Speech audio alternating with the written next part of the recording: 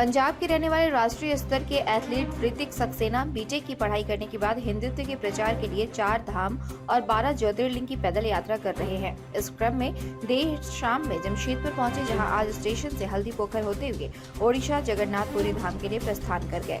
जमशेदपुर पहुंचने के बाद विहिप नेता और हिंदूवादी नेताओं द्वारा उनका भव्य स्वागत किया गया।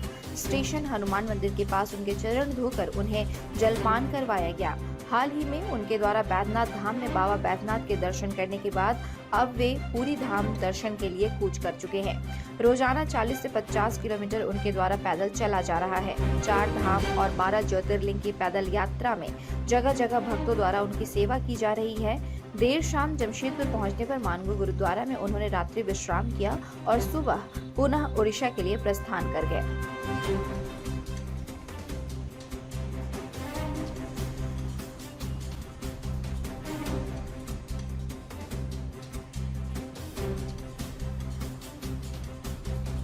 हम पिछले 1 दिसंबर 2022 से निकले हुए हैं।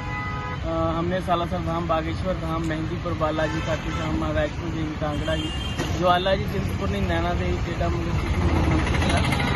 चित्रपुर साहब, उसके बाद यमुनोत्री, केदारनाथ, बद्रीनाथ, पंच केदार, पंच बद्री और एक दिन साहब, ये सभी यात्राएं हो गई हैं। अभी जो है 12 ज्योतिर्लिंग की यात्रा कर रहे हूँ। केदारनाथ हो गए हैं, पशुपतिनाथ की, अभी पशुपतिनाथ से आया हूँ और उससे वहाँ से बनारस, काशी विश्वनाथ, फिर वहाँ से देवघर चला गया था।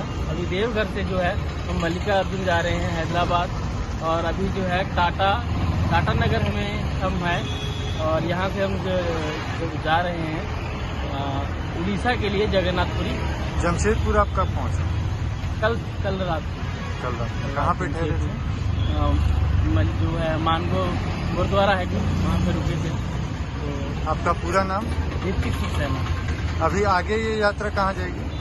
आगे हम अभी तो मल्लिकार्जुन जाएंगे उड़ीसा होते हुए, और वहाँ से हम निकलेंगे जो रामेश्वरम, तमिलनाडु का। फिर वहाँ से जो पूरा है, जो 12 ज्योतिर्लिंग है, वो कवर करेंगे ऊपर तक जाते हुए।